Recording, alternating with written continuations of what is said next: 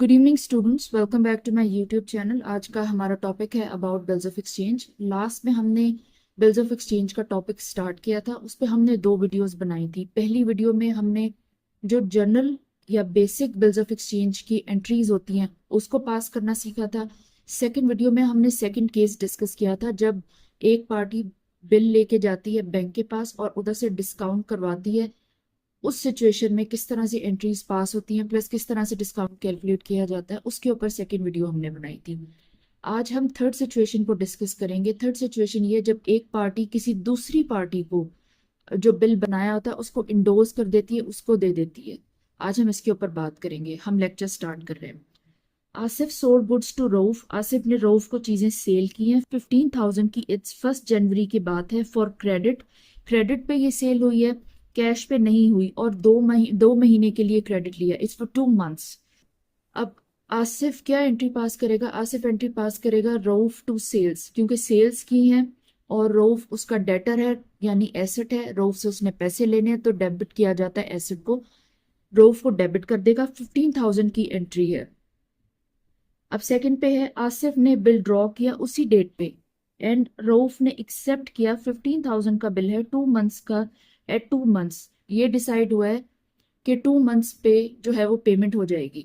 2 months के बाद payment करनी है on the same date. Same date पे ड्रॉ किया गया है, यानी 1 जनवरी को आसिफ ने बिल ड्रॉ किया है। बिल रिसीवेबल टू रऊफ, ये एंट्री होती है बिल ड्रॉ करने की। अब इसकी थोड़ी सी लॉजिक समझ लेते हैं। रऊफ उसका डेटर था, उससे पैसे लेने थे। He was an asset. उस एसेट को उसने क्रेडिट कर दिया यानी सेट ऑफ कर दिया, फिनिश कर दिया। सेट ऑफ को मतलब होता है फिनिश करना, खत्म करना। अब उसने बिल रिसीवेबल के थ्रू पैसे लेने हैं, तो वो बिल रिसीवेबल अब उसका एसेट बन गया। उस बिल रिसीवेबल को उसने जो है वो डेबिट करना है। 15,000 की ये एंट्री और 1 जनवरी को हुई है। हम रऊफ का जर्नल देखेंगे। रऊफ के जर्नल में सबसे पहले जब सेल्स हुई थी तो रऊफ ने बेसिकली परचेजेस की थी। उसने परचेजेस को डेबिट किया और आसिफ को उसने क्रेडिट किया, क्योंकि आसिफ को उसने पैसे देने थे। आसिफ उसका क्रेडिटर है, उसकी लायबिलिटी है। तो 15,000 की एंट्री उसने पास की 1 जनवरी को, और उसी डेट पे 1 जनवरी को ही बिल ड्रॉ किया था आसिफ ने और रऊफ ने उसको एक्सेप्ट किया था। आसिफ को हम डेबिट करेंगे और बिल पेबल को क्रेडिट करेंगे। ये बिल एक्सेप्ट करने की एंट्री होती है। अब आसिफ उसका क्रेडिटर था, उसकी लायबिलिटी था, लेकिन अब बिल पेबल उसकी लायबिलिटी है। मतलब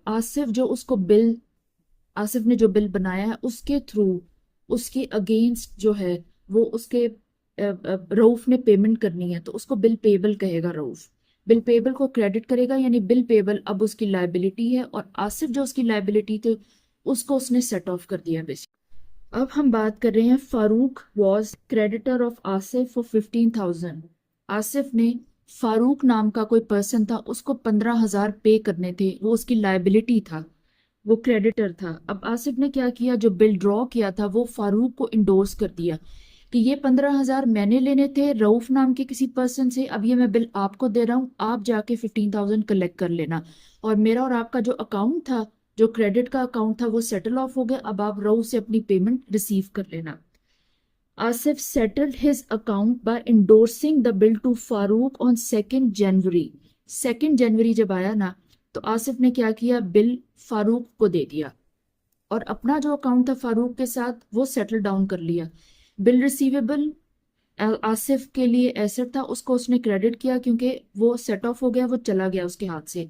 और फारूक को उसने डेबिट किया।